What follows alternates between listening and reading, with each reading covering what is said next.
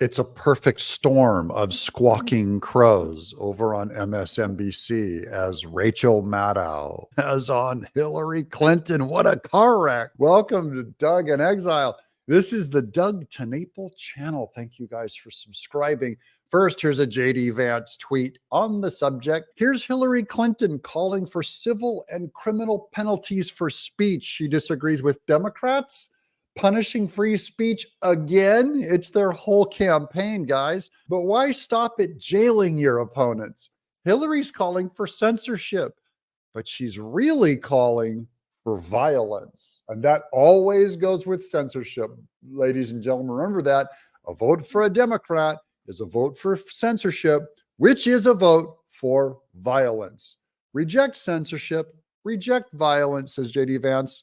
Let's see what Hillary has to say. Sadly, the press is still not able to cover Trump the way that they should. There she is barking at the media on how they should cover Trump. Squawk, squawk. Did you hear that dirty old bat, that shaved crow, that monstrous witchy crow? What is she? They careen from one outrage to the next. What was outrageous 3 days ago is no longer on the front pages, even though it threatens the physical safety of so many people, particularly, as you point out, immigrants that he and Vance have decided to demonize. Fake news. They have commented on immigrants eating pets, which whether we know it has happened. I've flat out seen the video. Doesn't mean it's widespread, but it was the bomb threats that people claimed that was fake news. 33 fake bomb threats were called in so that they could say that JD Vance was causing violence, which was promoted by the left. And I don't understand why it's so difficult for the press to have a consistent narrative about how dangerous Trump is. You hear that? Stay on brand, press, about how dangerous Trump is. You're only allowed to cover one thing. That's how dangerous Trump is. Stay on that topic, she says. Which media is she even talking about that came off that brand? That's all they've talked about is how dangerous Trump is. It's why there have been two. You know, they were merciless about what they saw as President Biden's, problems in the debate and calling for him to withdraw. Oh, really? They were merciless on him? What about 4 years of them covering up for him, saying that he was sharp as a tack, sharp as he's always been? The press came very late to that debate, and they handled him with kid gloves, gingerly compared to what they've said about Trump. They didn't say, look, that guy can't even talk. That guy cannot.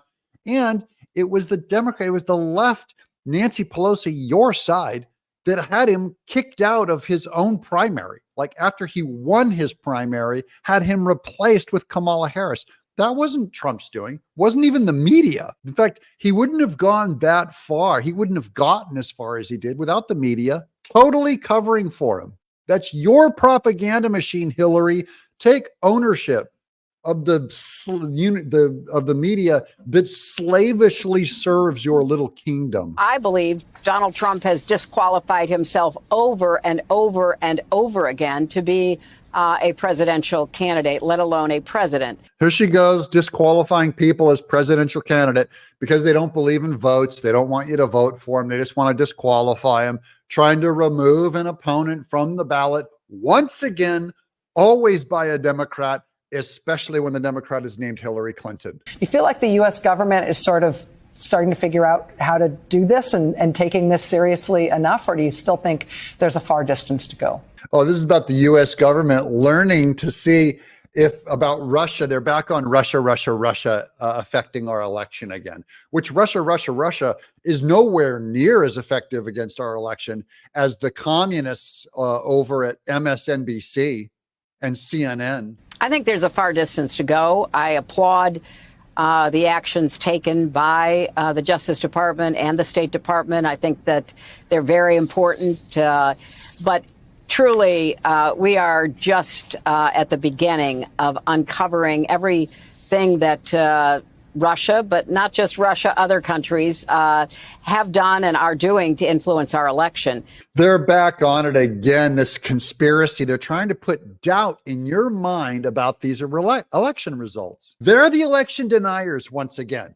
This is going to YouTube also, because this channel is going to get reported to YouTube. I'm going to tell them flat out, guys, the election deniers are people like Hillary on the left saying that Russia is influencing our elections and that election results can't be trusted in America. Hillary is saying it. Rachel Maddow is saying it. Don't remove my channel, remove their channel. They're the ones undermining elections. If you focus on Russia, and I commend you, Rachel, for your new movie, because we are only at the beginning of understanding the whole iceberg here. What the Russians started doing in 2015 and 2016, what they continued doing, they've gotten more sophisticated. Yeah, this is bull crap. The reason why she says we're only at the tip of the iceberg is because she has not found what is left underneath the ocean. They've never found the rest of this thing that they believe is out there. The reason why she says we're only at the beginning of finding this big giant story in Russia is because they never found it.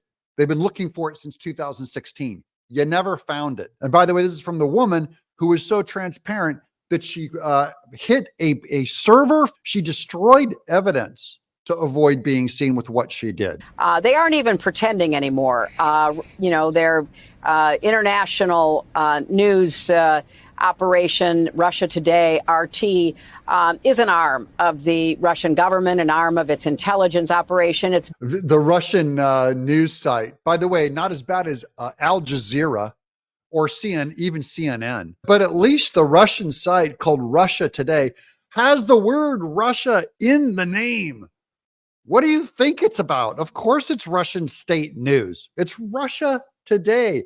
At least they're not hiding it like the communists over at CNN that are hiding it and MSNBC that are hiding it. They're hiding who they're actually working for. At least Russia Today is telling everyone we're Russian news. Yes, they are. And then you can go in and say, look, I see your bias. I get it. You're a state-run media site. You can dismiss everything you say as part of the state. The problem is MSNBC is a state-run, nearly a state-run media site of the Democratic wing, and they pretend like they're unbiased. I think it's important to indict the Russians, just as Mueller indicted a lot of Russians who were engaged in direct election interference and boosting Trump back in 2016.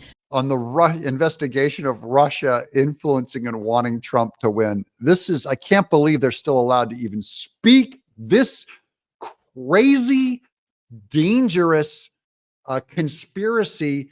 But I also think there are Americans who are engaged in this kind of propaganda. And whether they should be civilly or even in some cases criminally charged is something that would be a better deterrent. When Hillary says criminally charge people for misinformation, disinformation, she never means a Democrat, because she herself, you should be criminally charged. Hillary Clinton, Rachel Maddow, for doing the Russia thing. If we're going to charge the media for misinformation and disinformation, then start with your own side. Don't come after the right. They never mean it. They only want to jail political opponents. They only want to arrest political opponents for dissent from the official state-run narrative. And that's the Democrat Party, guys. And we're going to vote them the hell out of office. I'm dug in exile.